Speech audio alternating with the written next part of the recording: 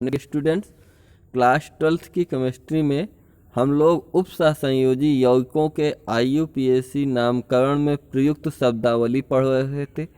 इस IUPAC नामकरण में प्रयुक्त शब्दावली के क्रम में आज हम लोग 7वीं शब्दावली संकुल आयन पर आवेश, किसी संकुल आयन कॉम्प्लेक्स आयन जैसे K4 या फिर CN6 में हम लोग क्या आवेश होगा, इस आवेश की कैसे परिकलन करेंगे, इससे संबंधित बातों को पढ़ते हैं।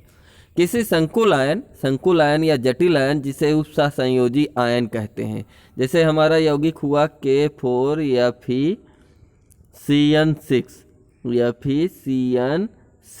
यह हमारा संकुल यौगिक हुआ।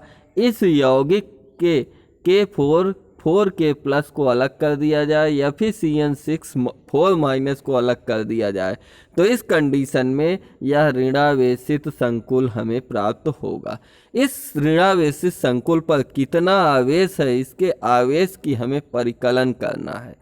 तो संकुल आयन पर आवेश उसके अवयव भागों पर धातु आयन तथा उससे जुड़े लिगैंड ऋणावेशित, सामान्यतः ऋणावेशित भाग के कुल आवेश के बीजगणितीय योग के बराबर होता है, आवेश के टोटल योग के बराबर होता है। अतः यदि संकुल उदासीन है तो उस पर अवयवों के आवेश के बराबर कुल आवेश होगा। धन आयनी संकुल या ऋण आयनी संकुल के लिए अवयवों के आवेश का योग उपसहसंयोजन क्षेत्र के बराबर होता है, उपसहसंयोजन क्षेत्र के बराबर होता है। उदाहरण, संकुल आयन जैसे CuNH3 2+ पर कुल आवेश +2 है, मीन्स इस पर आवेश जो +2 है इसके बराबर ही आवेश होता है, क्योंकि Cu2+ आपका द्विधनावेशित Cu2+ आयन पर 2 आवेश है। अतः NH3 तथा NH3 एक उदासीन है, NH3 एक उदासीन लिगैंड है, इस पर कोई भी आवेश नहीं है जो आवेश को प्रभावित नहीं करता, टोटल संकुल के आवेश को, उपसहसंयोजन यौगिक के आवेश को प्रभावित नहीं करता है। अतः CuNH3 2+ पर आवेश की गणना करेंगे तो इस आवेश की गणना के क्रम में +2, Cu का आवेश +2 प्लस NH3 4 है तो 4 × 0 = टोटल आवेश +2 हुआ। इसी प्रकार AgCN माइनस पर -1 आवेश है, क्योंकि Ag पर +1 आवेश तथा आयन पर Ag प्लस आयन पर +1 तथा Cn माइनस पर -1 आवेश है और Cn माइनस परमाणुओं की संख्या 2 है। अतः -1 × 2 -2 और +1 = -1 टोटल हो जाएगा। तो AgCN माइनस पर आवेश की गणना करेंगे तो Ag का आवेश +1 प्लस 2 Cn परमाणु है इसलिए 2 × -1, यहाँ -1 = +1 और -2 हो जाएगा, यहाँ पर -1 होना चाहिए, =-1। COCl3 NH3 पर कोई आवेश नहीं है, इस संकुल यौगिक पर कोई आवेश नहीं है, क्योंकि CO3+ आयन पर +3 आवेश है और NH3 अमोनिया एक उदासीन लिगैंड है, जबकि Cl- आयन पर -1 आवेश है।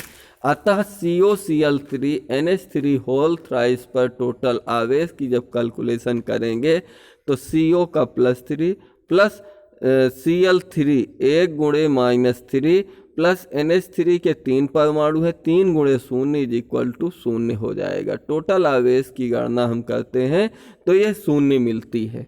आगे के क्रम में हम लोग देखते हैं अगली शब्दावली प्रभावी परमाणु क्रमांक। दूसरी शब्दावली है उपसहसंयोजी यौगिकों की शब्दावली का क्रम, जो हमने टर्मिनोलॉजी पढ़ा है। इस टर्मिनोलॉजी के क्रम में 8वीं प्रभावी परमाणु क्रमांक के विषय में पढ़ते हैं। ये संभवतः IUPAC नामकरण की लास्ट शब्दावली है। इसके पश्चात हमें कोई सी भी शब्दावली नहीं पढ़ना है, सीधा IUPAC नाम करना होगा।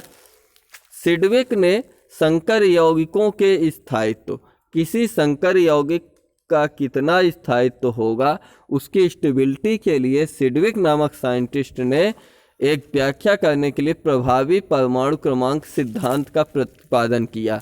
EAN effective atomic number.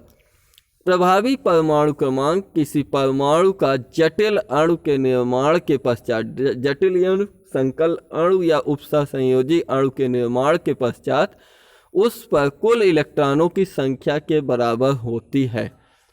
प्रभावी परमाणु क्रमांक प्लस ग्रहण किए गए इलेक्ट्रॉनों की संख्या माइनस त्यागे गए इलेक्ट्रॉनों की संख्या।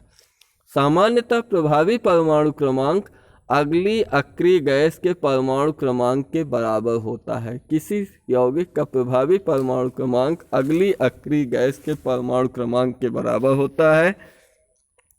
आगे देखते हैं प्रभावी परमाणु क्रमांक की गणना किस प्रकार से करेंगे।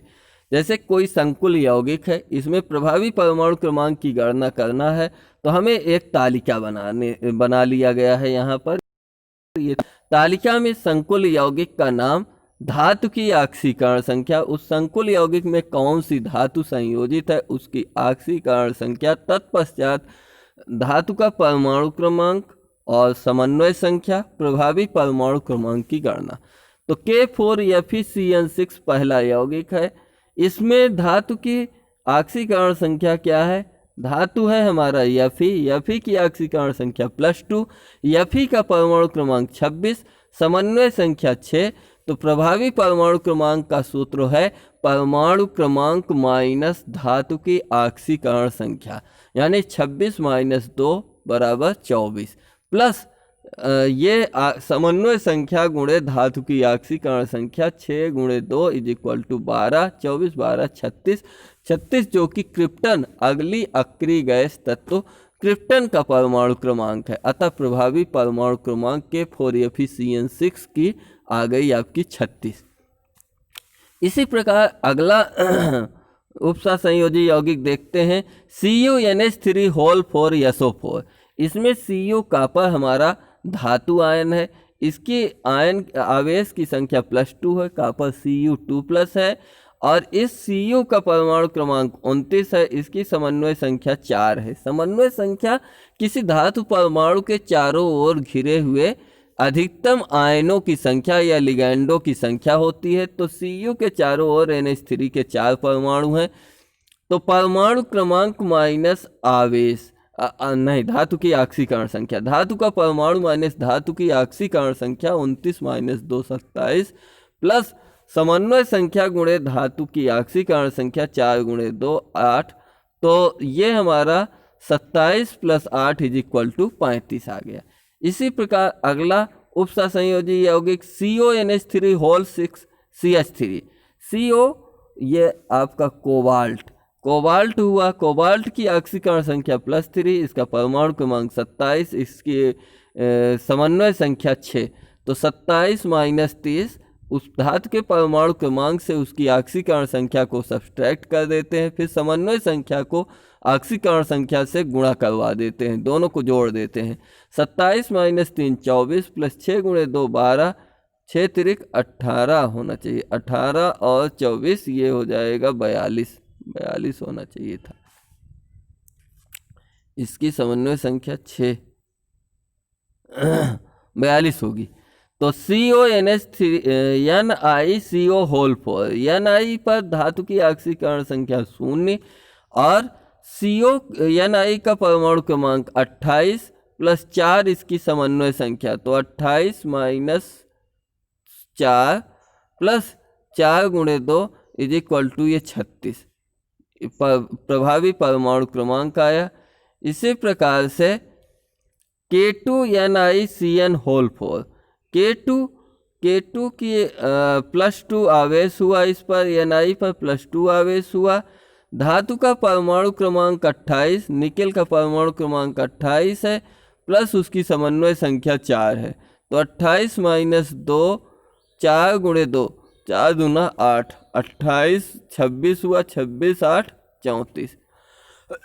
तो इस प्रकार से किसी यौगिक की प्रभावी परमाणु क्रमांक की गणना की जा सकती है। आगे यौगिकों के प्रभावी परमाणु क्रमांक की गणना करने से संबंधित कुछ प्रश्न दिए गए हैं। निम्नलिखित जटिल यौगिकों में रेखित परमाणु का प्रभावी परमाणु क्रमांक ज्ञात कीजिए। रेखित यानी जिसके अंतर्गत अंडरलाइन किया गया है, जैसे Fe का निकालना है, Cr का निकालना है। पहला क्वेश्चन है K4FeCN6, दूसरा है CrNH3 6Cl3। तो पहले में K4FeCN6 प्रभावी परमाणु क्रमांक इज इक्वल टू Fe का परमाणु क्रमांक माइनस Fe2 प्लस के निर्माण में दिए गए इलेक्ट्रॉन प्लस 6 गुणे Cn माइनस में ग्रहण किए गए इलेक्ट्रॉन।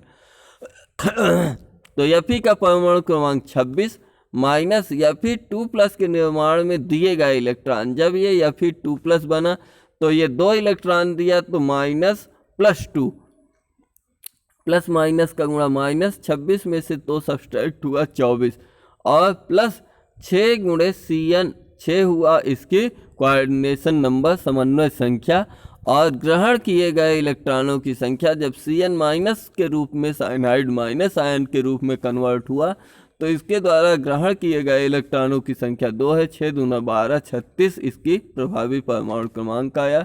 इसी क्रम में दूसरा हम लोग देखते हैं CrNH3 होल 6Cl3। प्रभावी परमाणु क्रमांक की गणना करेंगे इज इक्वल टू Cr का परमाणु क्रमांक माइनस Cr3 प्लस के निर्माण में दिए गए इलेक्ट्रॉन प्लस 6 क्योंकि 6 इसकी भी समन्वय संख्या है, गुणे NH3 में NH3 से ग्रहण किए गए इलेक्ट्रॉन।